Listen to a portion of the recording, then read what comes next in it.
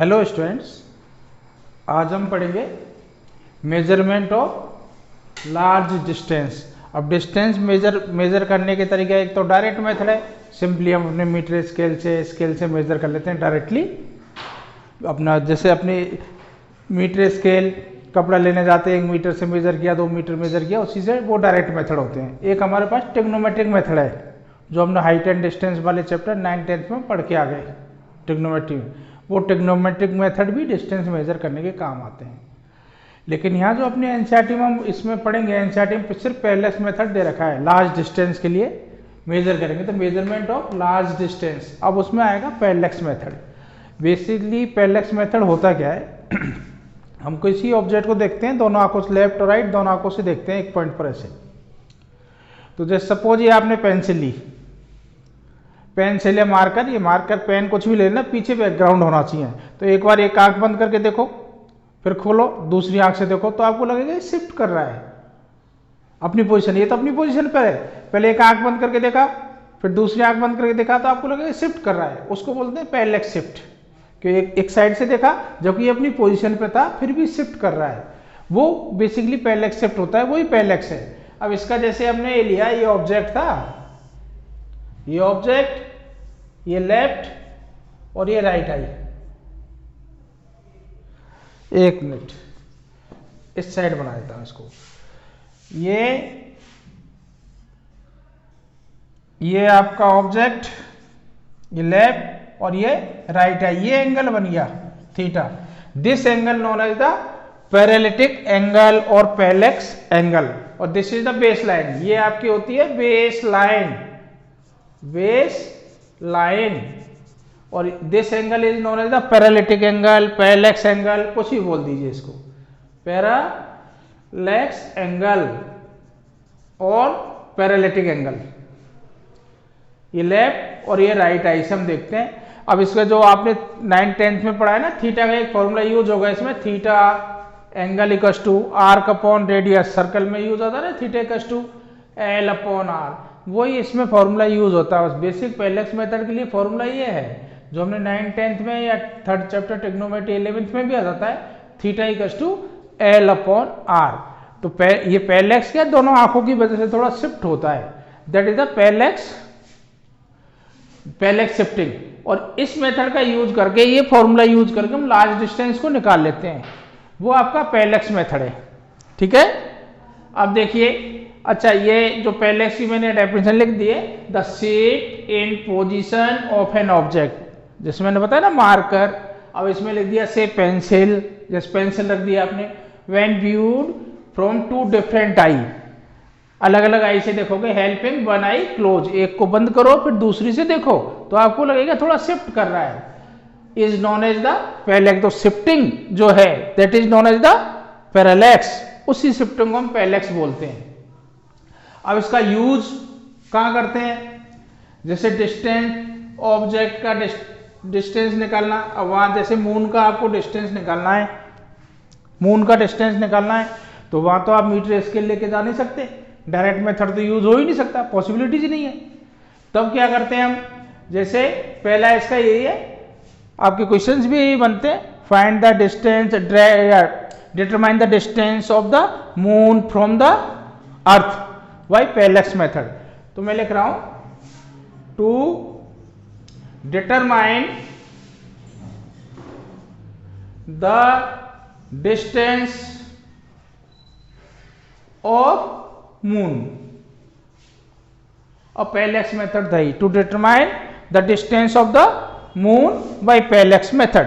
तो इसमें क्या करते हैं, पहला स्टेप, ये आपका मून, अर्थ की शेप लगभग ऐसे होती है, ये मून हो गया, moon.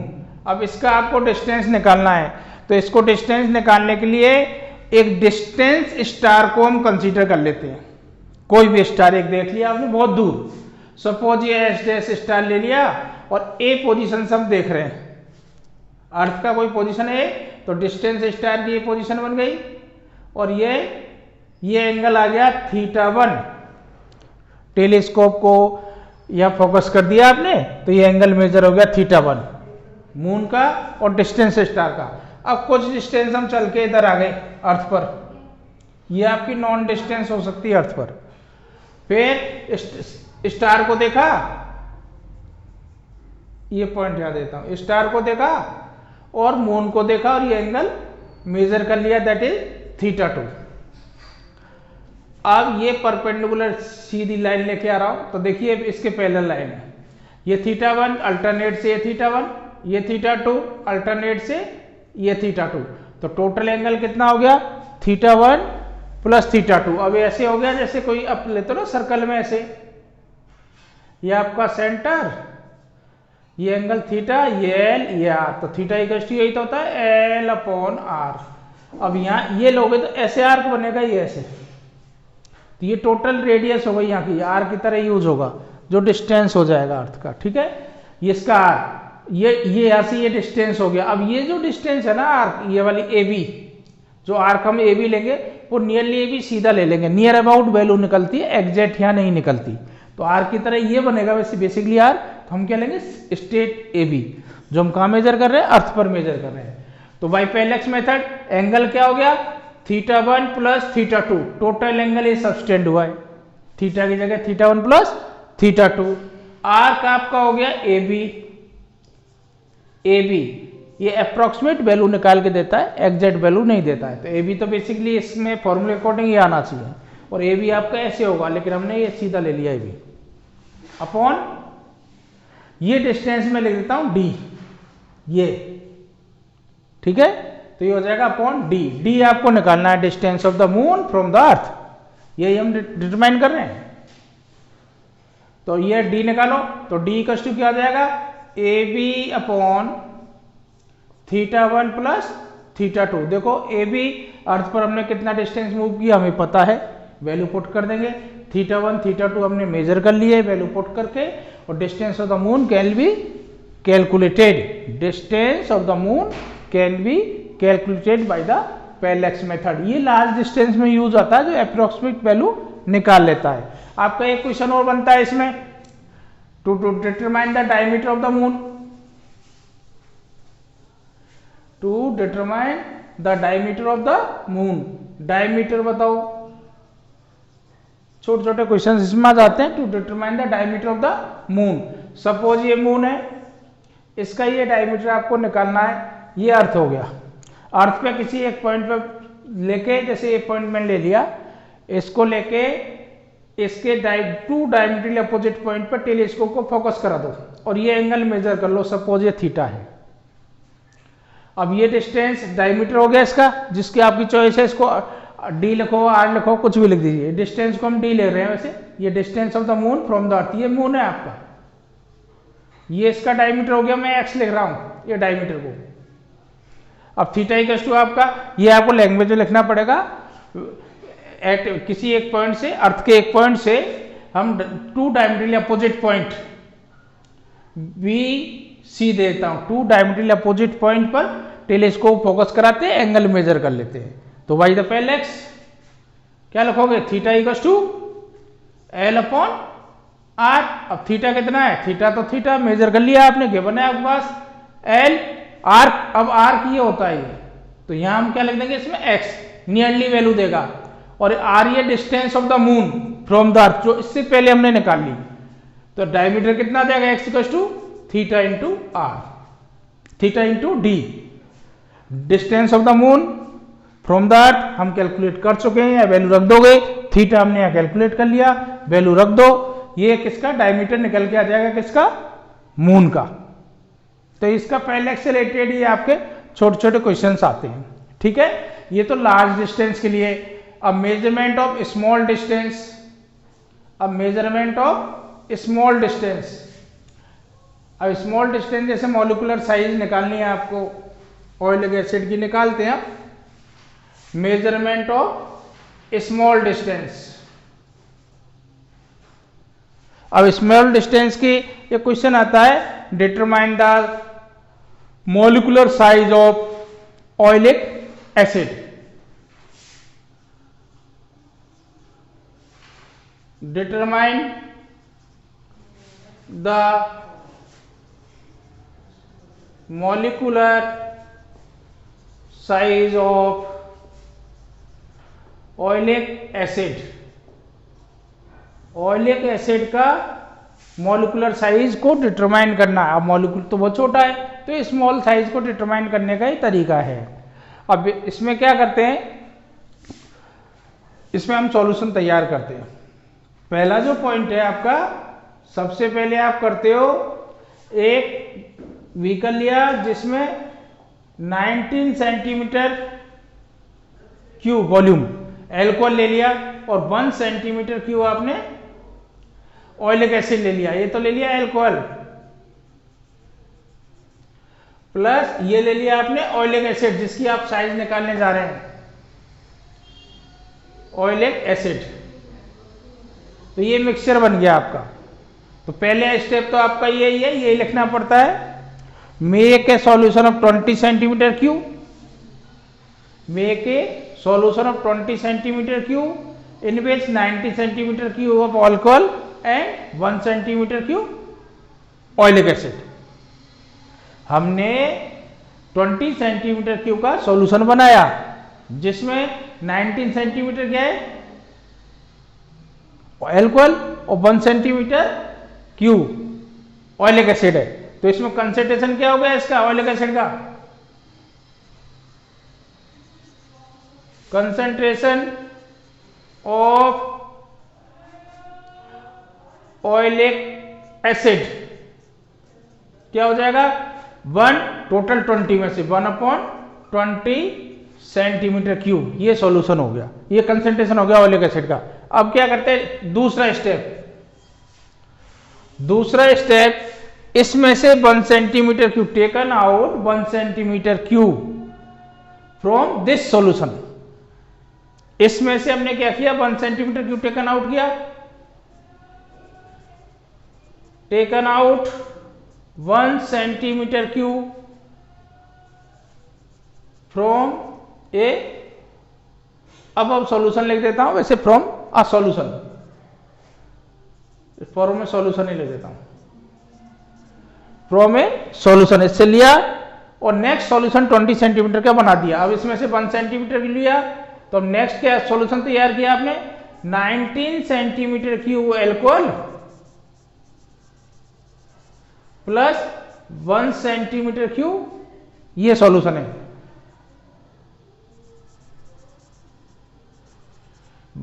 1 centimetre solution which made in first step, इसको मिक्स कर दिया तो टोटली 20 सेंटीमीटर क्यूब हो गया।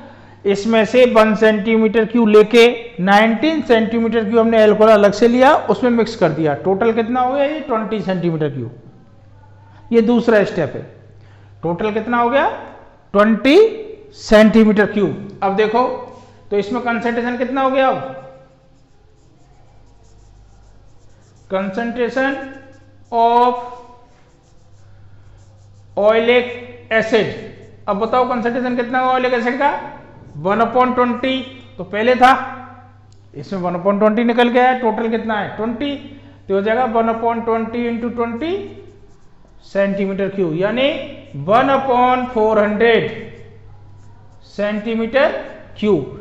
ये इसका कंसंट्रेशन हो गया ऑयलिक एसिड का। अब इसमें नेक्स्ट सॉल्यूशन में, ठीक है, अब क्या करते हैं, एक थर्ड स्टेप आपका, एक कोई ब्रॉड वेसल लेते हैं, उसमें पानी ले लेते हैं, वाटर, थोड़ा चौड़ाई ज्यादा हो उसकी, इस तरह का ब्रॉड वेसल लिया, taken water in broad vessel, वो लिख लेना इसके थर्ड स्टेप में, taken water in broad vessel, उसके ऊपर sprinkle the lycopodium powder, taken water in a broad vessel and sprinkle lycopodium powder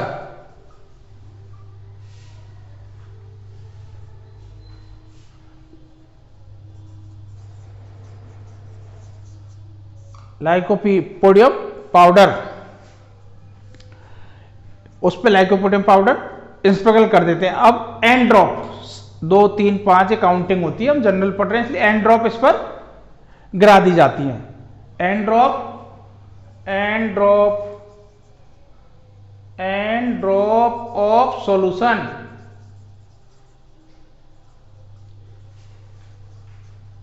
spread on it, इसके ऊपर एंड ड्रॉप, इसी सॉल्यूशन की एंड ड्रॉप इस पर स्प्रेड कर दी और स्लाइटली स्ट्रेच कर लिया, केयरफुली स्ट्रेच कर लिया। स्ट्रेच इस तरह से करते हैं, प्रैक्टिकली हम अपने घर पे नहीं कर सकते, स्लाइटली स्ट्रेच किया जाएगा जिससे इसकी साइज और थिकनेस बनेगी 1 मॉलिक्यूलर साइज की बन जाए, एक ही मॉलिक्यूल रह जाए। इस तरह से स्लाइटली इसको carefully stretch it and carefully stretch it. अब इसको थोड़ा खींच दिया आपने, स्ट्रेच कर दिया, लेकिन ब्रेक नहीं हुआ है, जिससे एक ही मॉलिक्यूलर की, सिर्फ एक मॉलिक्यूल की लेयर रह जाए इसमें।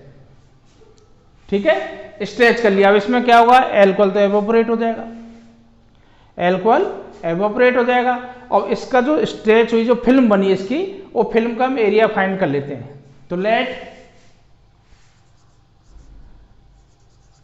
Area of film equals to a, और कितनी ड्रॉप आपने गिराई थी, एन, तो वॉल्यूम ऑफ एन ड्रॉप कितना होगा, वॉल्यूम ऑफ एन ड्रॉप, एक ड्रॉप का वॉल्यूम मैं सपोज कर रहा हूं बी, तो एन वी हो जाएगा।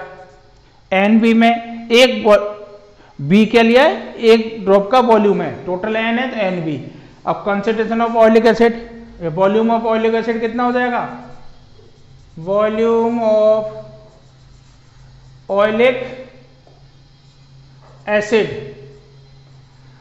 यूनिट वॉल्यूम में इतना ऑयलिक एसिड है, इतने वॉल्यूम में कितना होगा, ये तो कंसंट्रेशन था, यानी यूनिट वॉल्यूम में ऑयलिक एसिड का वॉल्यूम है, तो ये हो जाएगा N V upon 400 centimetre cube.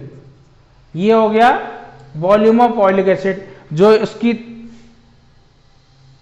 Area था फिल्म का वो कितना ए, तो इसकी थिकनेस, जैसे सपोज ये तो हो गया एरिया, ये हो जाएगी थिकनेस, तो एरिया इंटू थिकनेस करोगे तो इसका वॉल्यूम हो जाएगा ना A into T. Thickness suppose हमने कर ली, फिल्म की thickness, thickness of film equals to T, thickness of film हमने सपोज कर ली टी, तो इसका वॉल्यूम कितना होगा ए इंटू टी। अब सिर्फ ऑयलिक एसिड ही तो है, और ऑयलिक एसिड का एक तो आ गया वॉल्यूम ए इंटू टी, एक ही आ गया, तो इसको इधर रब कर रहा हूं मैं, यहां करते हैं। अब देखिए वॉल्यूम एक तो ऑयलिक एसिड का a into t, t is the thickness, a area of the film, और एक आपका बोरा एन वी अपॉन 400। अब टी थिकनेस निकाल लिया आपने, N V upon 400 A, and कितनी ड्रॉप आई वो आपको पता है, और टी थिकनेस उस फिल्म की निकल जाएगी। अगर वो सिर्फ एक ही मॉलिक्यूल की साइज है तो size of the molecule can be calculate, नीचे लिख दोगे t is the size of the molecule, तो size of the molecule can be calculated. अब ये कुछ आपकी लेंथ की यूनिट्स हैं जो आपको लर्न करनी है, इनको याद कर लेना है आपको। 1 fermi equals to 10⁻⁻15 metre, small है डिस्टेंस ये। 1 एंगस्ट्रॉम 10⁻10 मीटर। अब एस्ट्रोनॉमिकल यूनिट 1 AU 1.496 इंटू 10⁻11। अब इसका ये average distance between sun and moon, average distance between sun and moon, ये एस्ट्रोनॉमिकल यूनिट होती है। इसका एस्ट्रोनॉमिकल यूनिट बोलते किसके, एवरेज डिस्टेंस मून और सन का होता है, वो एस्ट्रोनॉमिकल यूनिट होती है। और परसेक 3.08 इंटू 10⁻16 मीटर, ये लार्ज डिस्टेंस है। परसेक क्या होता है, parsec is the distance at which average reading of earth orbit subtend an angle of 1 arc second. 1 arc second पे जो अर्थ की एवरेज रेडियस है, जितने एंगल सबटेंड करती है, दैट इज अ परसेक। दूसरा 1 light year equals to 9.46 into 10⁻15 metre, distance 12 by light in 1 year with a speed 3 into 10⁸ metre per second. तो ये कुछ है जो आपको एक बार लर्न कर लेनी है, जो यूज आएंगी कभी कभी यूनिट टेस्ट वगैरह में आ जाए। वैसे बोर्ड एग्जाम में 12th में वगैरह या किसी भी एग्जाम में यूज आती है तो ये दे दी गिवन होती है इन्फॉर्मेशन, ऊपर डाटा है।